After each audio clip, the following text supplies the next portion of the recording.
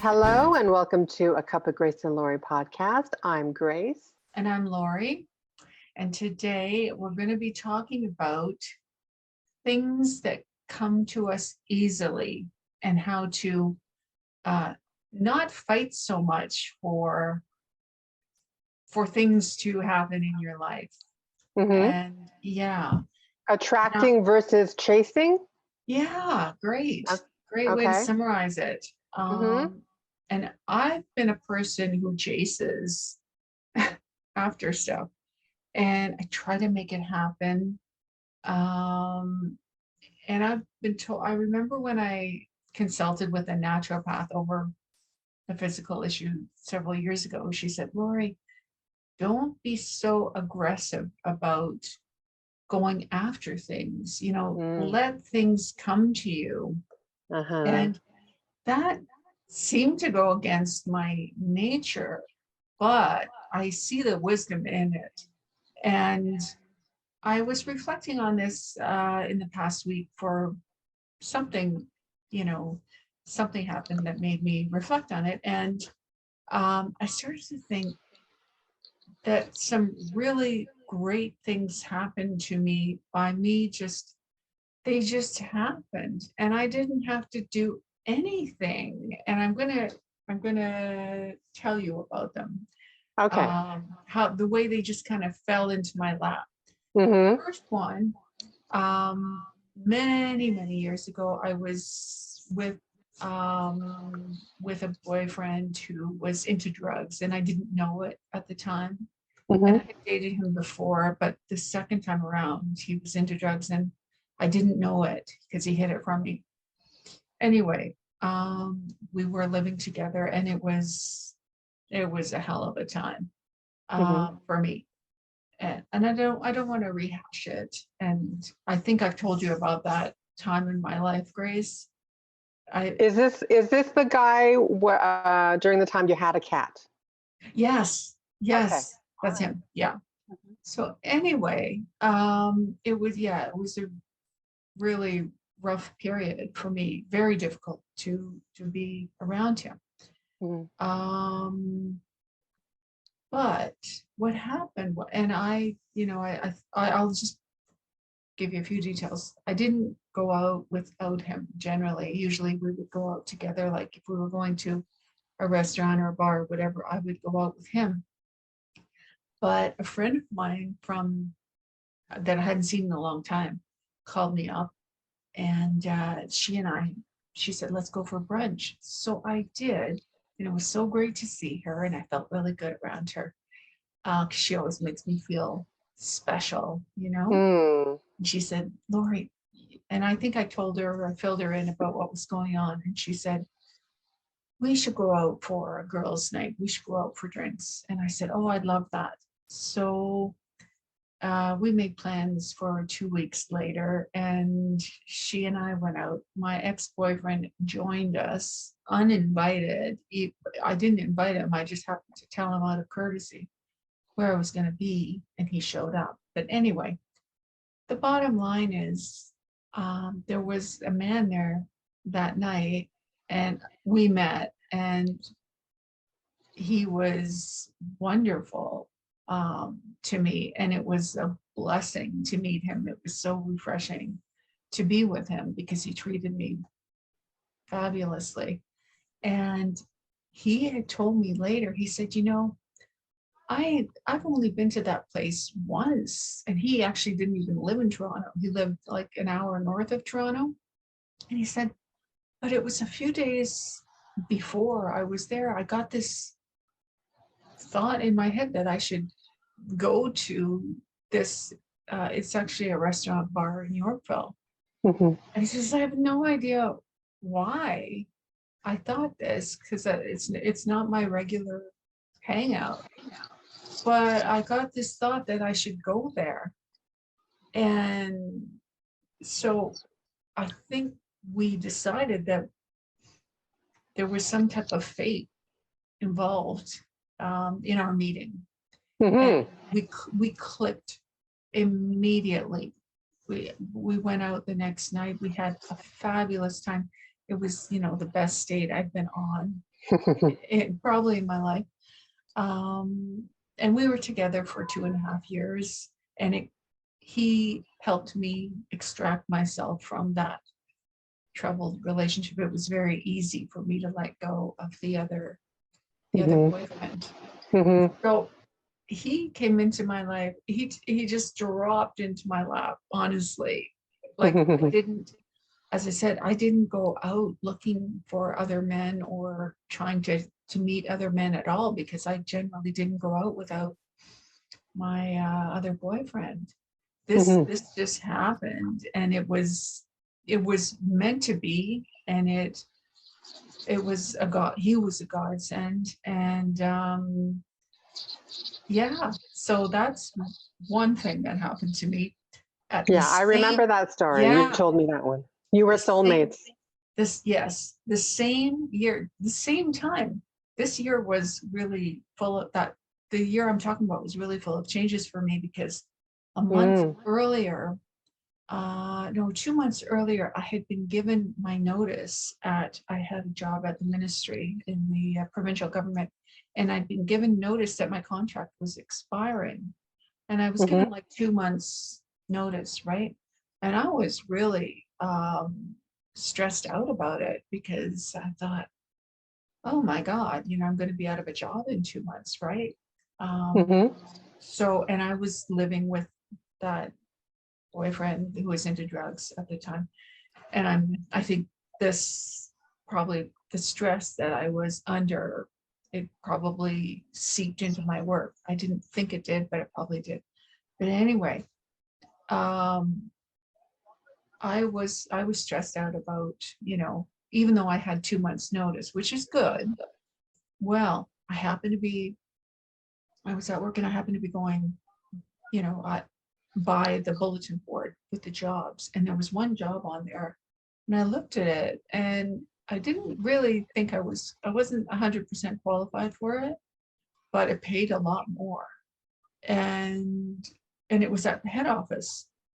As I said, I even went and asked my boss. I said, do you think I'm qualified for this? Like, and she actually, my other boss, because she wasn't the one that gave me the notice. And she says, well, I don't know. You don't have this technical background.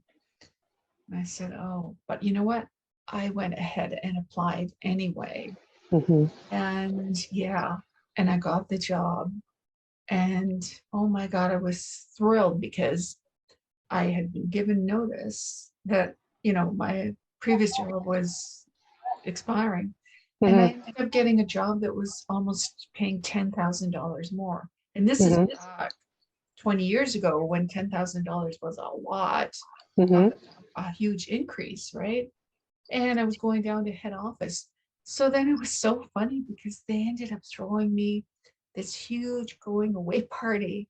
Nice. Yeah, it was really amazing. Like, it really turned into a great situation for me. Everybody was talking about it, behind my back. Oh, she got her notice to leave, but she ended up getting a job for $10,000 more down at head office. Everybody was kind of gossiping about that, right?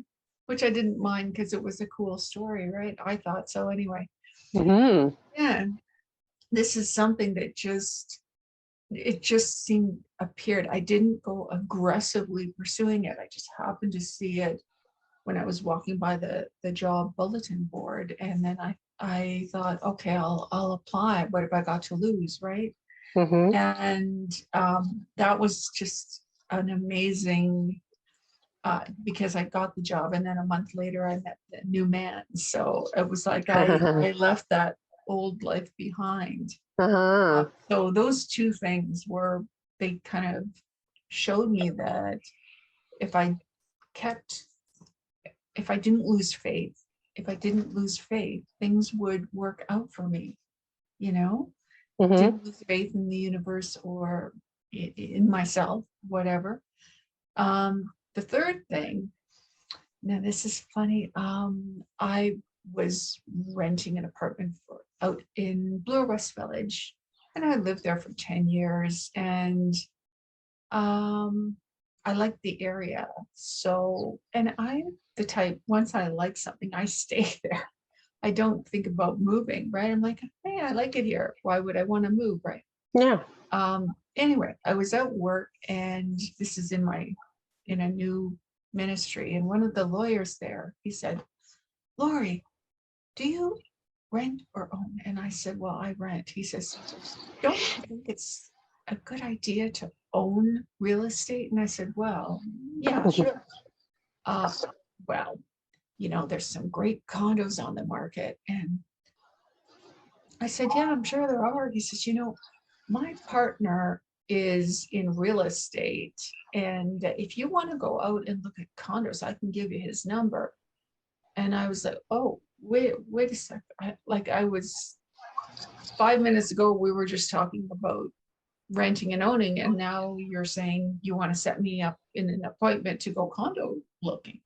I'm like, hold on a second, right? Like, it's moving pretty fast. It was a big thing on his part. And because I had said, well, yeah, maybe.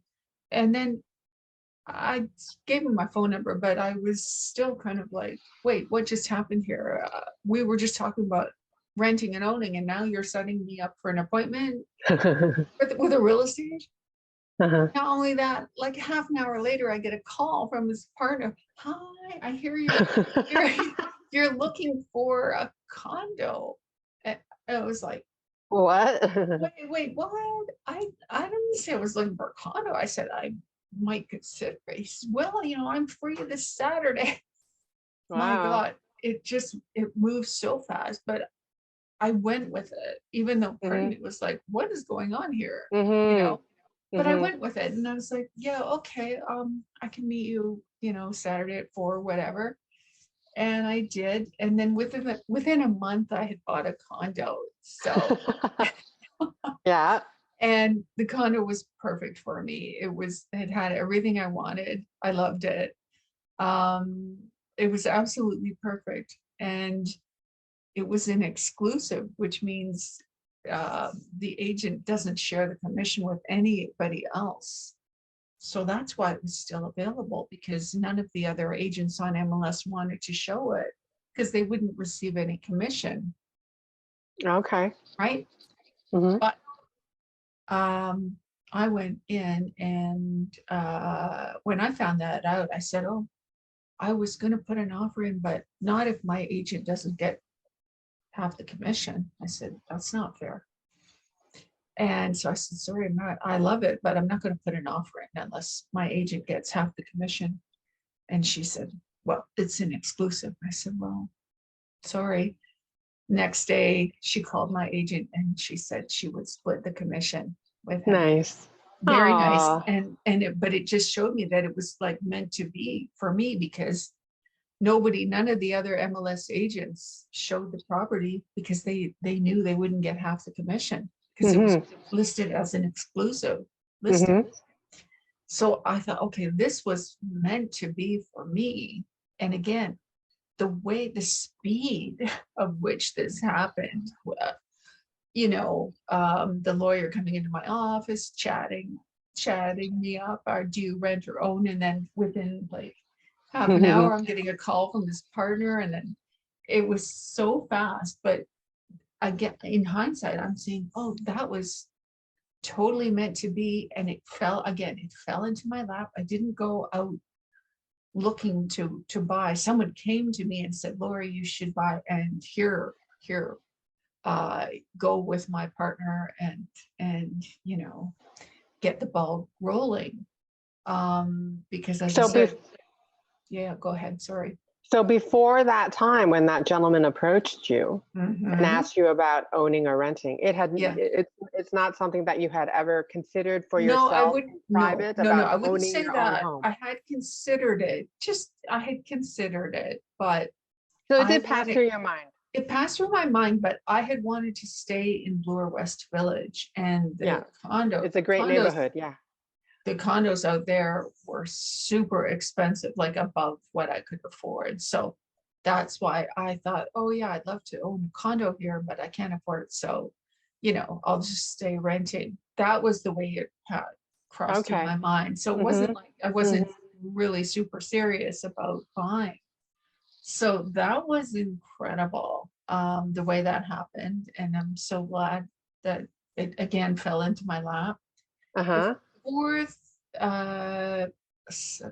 thing, but this is another person.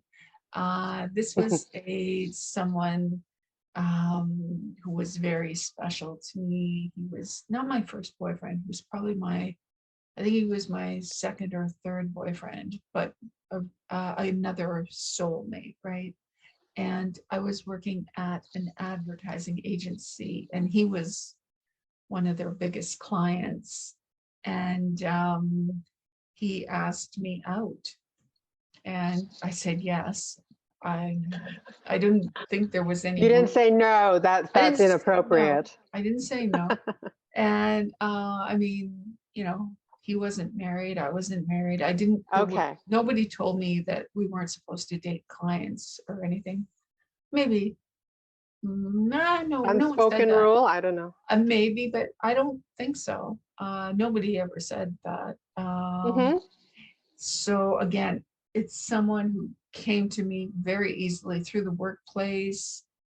I actually hadn't even thought of going out with him. I thought I had a roommate who was older than me, and I thought he would be perfect for her. And I had told her about him and said, oh, there's this guy, he's really cool and you'd really like him, right?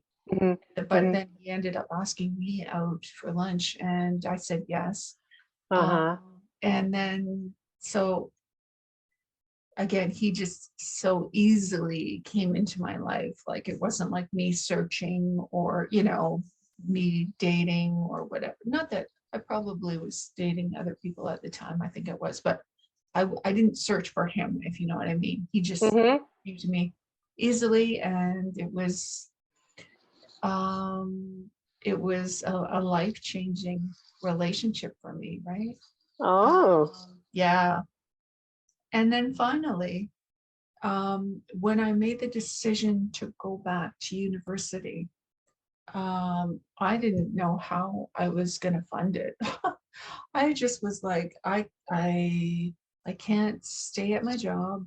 It's not right for me. It's I was starting to feel stressed, and my body was feeling like, no, this isn't you. This is no longer right for you, this job. Because I start feeling like my body starts feeling stressed or tired or whatever. And so then I was actually on stress leave for a few months, and then I made the decision to quit my job, and I'm going to go back to university full time, because I had been taking courses part-time. So, but I had no idea how I was going to fund it. So after I made the decision, two sources of money came to me, and I found out that I would get a payout for leaving the government. And I'm not talking about my pension, but a payout just for leaving. Nice. Yeah, I know. I had no idea about that. I didn't know that until it happened. And I just had a letter saying, you're going to be receiving this amount of money just for leaving the government. Wow. This is, I mean, I had been there for a long time, right? It wasn't like I was just there for 3 or 4 years. I worked there for 16 years, right? So that was one. And then another surprise payment came from my father's estate. And again, I had no idea about this money. It just came to me, and I was able to use it for, well, at least for the first year that I went back. I'm not saying that it lasted me. Your entire. No, but it did last me for the first year. And that included like mortgage payments and living expenses and, you know, tuition. And maybe it was a little beyond 1 year, but it came to me. It just came to me. I didn't have to go chasing after it. And it also confirmed that I had made the right decision to go back to school, because it happened after I made the decision to go back to school. As I said, I didn't know about this payout that I would get from the government. Maybe had I known that, I would have quit earlier, right? I probably would have.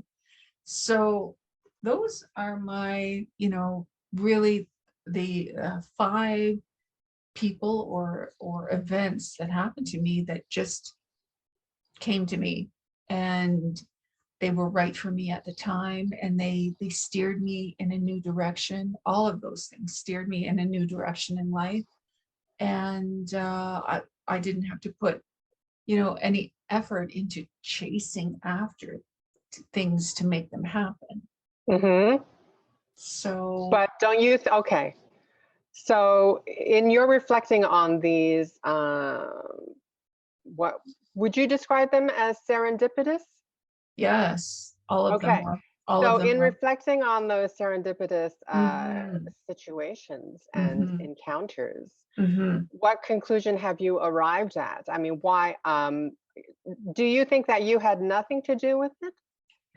Oh, no, no, no, no. I don't mean that I had nothing to do with it. I took steps beforehand, right? I had taken steps beforehand, and I guess I had arrived at a spot where I was ready To for the receive? next. I was ready to receive, yes, yes. And I was ready for the next chapter in my life. But it was about, you're right, it was about receiving. I had made changes, and I was ready to receive, to be able to navigate a new life path. So it just, I guess, because I have the personality that's like, okay, I won't give up, I'll keep pursuing it. And it's like, wait a minute, don't keep pursuing Just something for the that's sake of pursuing. exactly.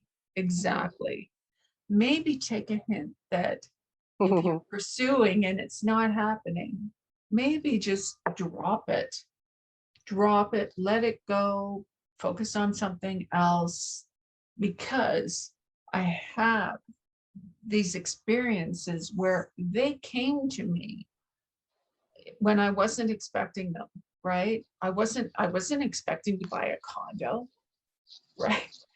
Mm-hmm. I honestly, I bought it within a month of talking to that lawyer. You just went with the flow. I went with the flow. The flow You was weren't fierce. resisting. The flow was fierce, though. The flow was quite fierce. This lawyer was fairly But you went persuasive with in a it. friendly way. You weren't very resistant to it. Yeah. There was some resistance in my mind, but I went with it, because after, as I said, when he left my office, I was like, what just happened? Yeah. He's either a phenomenal salesperson, or I'm super gullible, or the two of these things are both true. I don't know. But anyway, as I said, it's sometimes you need hindsight to be able to look on it and say, oh, that was perfect. I'm so glad that happened, and I'm so glad I went with it. So that's my lesson for myself, is basically, don't, if something's not clicking or not happening, just leave it for a bit, focus on something else. It might come back to you. Sometimes it does, or if it doesn't, that's okay. Something else will pop up that's more in line with where you are, right?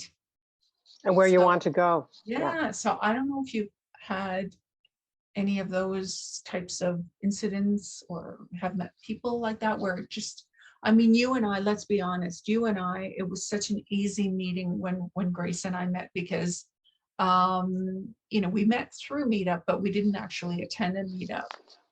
But we were both at U of T, and Grace had reached out to me on through the Meetup message, and told me about the U of T Mature Students Group. And we just clicked, you and I, right? Like from the get-go. Like, I liked you, you liked me, we felt compatible or whatever. So I would say, yeah, that was a great and easy right meeting or whatever. So, but can you relate to anything I've said? Or I'm sure I've had plenty of incidents where, yeah, I didn't really chase, but just, positive things just seem to happen Yeah. without chasing. Yeah. And I think this is what Abraham Hicks often talks about, right? Mm-hmm. Chasing, or sorry, excuse me, attracting versus chasing. Right. Yeah, and that is what I'm trying to work on. Like, Okay. part of my healing journey, my spiritual journey, is to um, be a magnet for my heart's desires to come into my life. Mm-hmm. Right. So Right. working on my vibration, to raising my frequency, so that Right. like attracts like. Right. Right. Mm-hmm. And I just want to address, I think a lot of us, if we live in this culture, which is very left-brained culture, which is about rationality, being logical, also doing things, getting things done, Yes. meeting all those goals. When we live in a culture like this, it is very challenging to not chase, right? Right. Not Right. do. And Mm-hmm. this is, I believe, one of the things that I'm supposed to accomplish in this lifetime. Mm-hmm. Mm-hmm. To let go of that dominant thinking, that Yeah. dominant way of being. Yeah. And just, it's more about working smarter, not Yeah. harder. Yes. And working, when you're doing something that's aligned with your heart's desires, it doesn't really feel like work. It's not the No. traditional way of work, No. right? No, it It's doesn't. like you're That's right. taking inspired action. Right. Right. Anyway, I've been working on just healing myself, so going within, trying to be less focused on doing things on the outside to try to make me feel good or accomplished Mm-hmm. or whatever. And yeah, Mm-hmm. things are happening to me. Like, just recent examples is just, I talk about cats a lot, my Mm-hmm. obsession and love of cats. So Mm-hmm. I'm taking care of cats right now, and I Mm-hmm. am, I'm receiving requests, right? I I'm getting, know. right? Yeah. Exactly. And it's not like I am, putting out ads all over the place, going Right. on Craigslist, going Yeah. on LinkedIn or anything. Yeah. I'm not advertising. I use an app. Right. And, when I started, I only had like 2 references, including Mm-hmm. one from Lori. Thank Mm-hmm. you. And, it just started kind of, after I got the first Snowball. client Yeah. who took a chance on me. And Yeah. I'm sure, yeah, it helped having those 2 references, even though I didn't have any experience really, uh, or significant experience taking care of cats. I mean, I Right. did cat sit for a friend, Yeah. you know, Well, that's good. off and on. And, but that first client took a chance on me. And Yeah. then she left a positive review. Okay. And then, things Things started. snowballed, right? Yeah. Things Yes. snowballed. Yeah. I do, I'm going to give myself credit, as I think you should too, Lori, of, there was something about your vibration Mm-hmm. Mm-hmm. that called in those positive experiences into your Mm-hmm. life, Mm-hmm. called in those positive Mm-hmm. people into your life. Mm-hmm. So I do believe, like, one of the, I journal, I do affirmations, and, Mm-hmm. I'm doing a lot of healing work. So I'm crying a lot and just trying to, unblock those blockages. And one of the things that's so important in attracting good things into your life with much ease, a lot more ease, is feeling grateful, Right. gratitude. Yes. So I am very grateful to everyone who has supported me along this, Yeah. cat sitting journey, Yeah. Yeah. and it makes me feel good. I'm doing something that makes me feel good. I Good. love cats so Yeah. much. Yeah. And they fill me with love, and that is Yeah. a high vibrating Right. Right. vibration, right? Right. Sometimes, like when I journal, I would just say, well, thank you, Lord, or Mm-hmm. thank you for attracting, Mm-hmm. kind owners into my life. Do you know what I mean? Mm-hmm. Mm-hmm. It's not only the cats. It's like, I'm not only thinking about, oh, I want to take care of cats. It's very important to me that I'm also, attracting the right people, Right. right? So Right. kind owners, I have met really kind owners. It's not Good. just adorable cats. Yeah.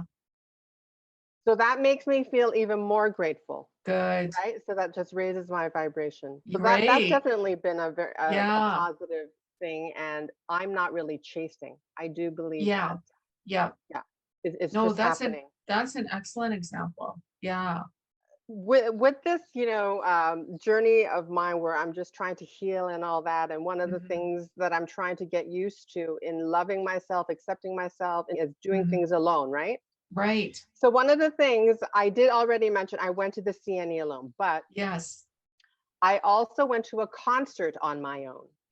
I went to a Oh, musical, and I did invite you, Laura, but you couldn't yeah. make it. I could make it. Yeah. I Oh, even invited another friend of mine, and she couldn't make it. She was leaving town. yeah. So I believe it happened for a reason. The Oh, universe wanted me to go alone. So it was a Ben Platt concert. I don't know if you know who he is, but he won the Tony for this Broadway show called Dear Evan Hansen, and it oh, was also I made know into the a movie. show. Yeah. He's a very talented singer. I had the serendipitous opportunity to Mm. attend his concert because my cousin's daughter couldn't go. Okay. And then interestingly, I had been watching videos of his on YouTube. Okay. So everything is connected, Lori. Right. It's Right. not like I even told my cousin's daughter that I was a fan of Ben Platt. It just Oh, so happened, "Oh, I have free tickets. Did yeah. you?" And I was like, "Oh, it's for Ben Platt?" And I was like, "Oh Yeah. my God, I love Ben Platt." Wow. So I took the tickets, I went alone, and I Yeah. sat beside Yeah. really nice people, a mother Good. and daughter. Yeah. They drove down from Kitchener-Waterloo, Okay. and we had a really nice chat. They were such lovely people. Oh, how nice. So that was, I believe, also a very Yes. Yeah. serendipitous, yes. Yes.